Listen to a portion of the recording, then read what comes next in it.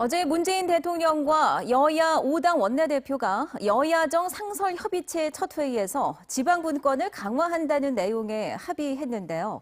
마침 부산에서 열린 지방분권 정책토론회에서는 정부의 적극적인 의지가 필요하다는 성토가 이어졌습니다. 이만은 기자가 정리했습니다. 먼저 세제 개편 문제.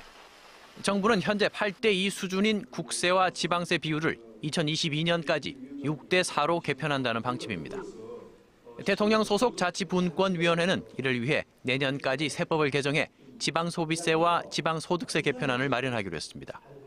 특히 일부 국세를 지방세로 돌려 지방세수를 확대해야 한다는 목소리가 높습니다. 여러 가지 법률적인 좀 통과가 필요합니다. 그래서 국회에 통과되는 어떤 그 과정이 필요하겠고, 그 과정에서 지방분권 자치에 올바른 어떤 취지가 제대로 반영됐으면 좋지 않겠나. 자치경찰제 논의도 속도를 내고 있습니다. 내년에 서울과 세종, 제주에 자치경찰제를 시범 도입하고 현 정부 임기 내에 전국으로 확대한다는 계획입니다. 교육자치의 경우 내후년까지 유치원과 초중등 교육의 권한을 지방으로 이양하기로 했습니다.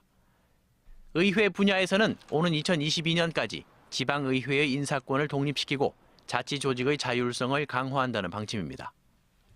무엇보다 중요한 것은 자치입법권인데 지방자치법 22조에 지금 단서 조항으로 있는 주민권리 제한이나 의무 부과는 법률로만 할 수 있게 되어 있는 조항을 삭제하거나 개정해야만이 진정한 지방자치가 이루어지리라고 생각합니다. 정부는 자치분권위원회가 제출한 계획들을 취합해 연도별 시행 계획을 수립할 예정입니다. 그러나 지방분권의 현실화를 위해서는 이 같은 권고안을 수용하려는 중앙 부처들의 적극적인 의지가 선결 과제가 될 것으로 보입니다. MBC 뉴스 이만흥입니다.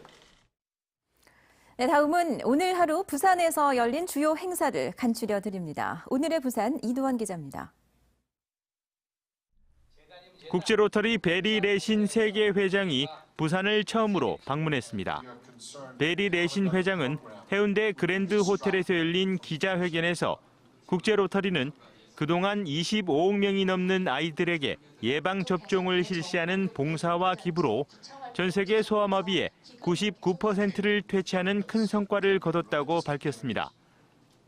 또 빌 게이츠 재단으로부터 5억 불을 기부받아 소아마비 완전 퇴치를 위해 노력하고 있다고 말했습니다. The reality is that we need to finish the job of eradicating polio. 국제로터리는 지구 환경을 살리기 위한 활동도 펼칠 계획입니다. 부산시 일자리위원회가 공식 출범했습니다. 25명으로 구성된 일자리위원은 학계와 연구기관 등 다양한 분야의 전문가로 구성됐습니다. 오거돈 시장은 출범식에서 취업 계층별 고용 여건을 개선해 11만 7,600개의 일자리를 만들고 신기술 중심으로 10만 개의 일자리를 더하는 일자리 로드맵을 발표했습니다.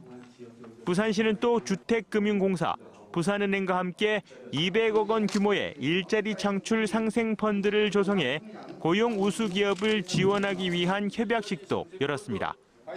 오늘의 부산이었습니다.